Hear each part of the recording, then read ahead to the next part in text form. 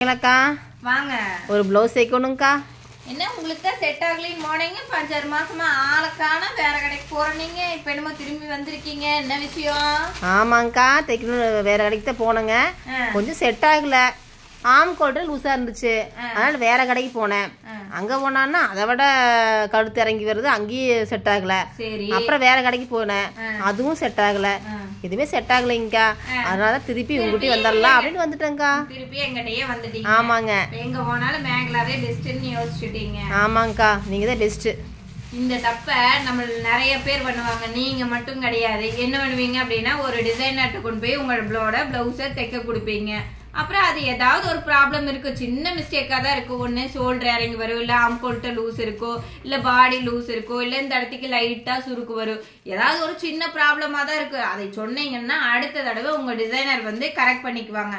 ஆனா நீங்க என்ன பண்ணுவீங்க, இந்த பிளவுஸே வேஸ்டா போச்சு, நீ நல்லாவே தைக்கல, நான் பாரு இன்னொரு இடத்துக்கு கொண்டு போய் கொடுக்குறேன் அப்படின்னு சொல்லிட்டு வேற இடத்துக்கு எடுத்துட்டு போவீங்க. தப்பு வர்றது வந்து சகஜம்தாங்க. டெய்லரிங்ல அப்படியே ஜெராக்ஸ் எடுக்கிற மாதிரி எல்லா டைமும் தைக்க முடியாது. ஒரு சிலருக்கு அமைஞ்சுக்கு, ஒரு சிலருக்கு ஏதாவது சின்ன ப்ராப்ளம் வரத்தான் செய்யும். அதை நீங்க அந்த டிசைனர்கிட்ட சொல்லி கரெக்ட் பண்ணலாம். அப்படி பண்ண மாட்டீங்க. உடனே நான் வேற கடைக்கு போறேன் அப்படின்னு சொல்லிட்டு என்ன பண்ணுவீங்க, எடுத்துட்டு வேற கடைக்கு போவீங்க. அவங்க ஏதாவது ஒரு தப்பு பண்ணோடனே அது வேணான்னு அடுத்த கடைக்கு போவீங்க. அது வேணாம் அப்படின்னு சொல்லிட்டு அடுத்த கடைக்கு போவீங்க. இந்த தப்பை பண்ணிக்கிட்டே இருந்தீங்கன்னா நீங்க எங்க போனாலும் உங்களுக்கு பிளவுஸ் செட்டே ஆகாது.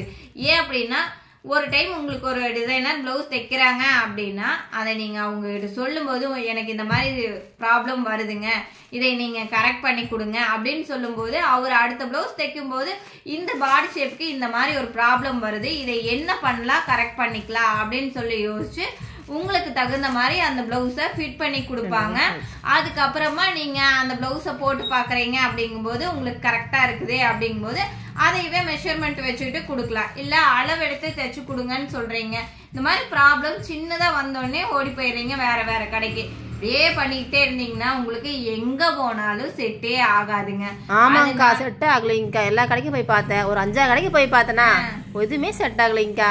சரி, மேகலாக்கா தான் பெஸ்ட்ன்ட்டு உங்ககிட்ட வந்துட்டேங்க.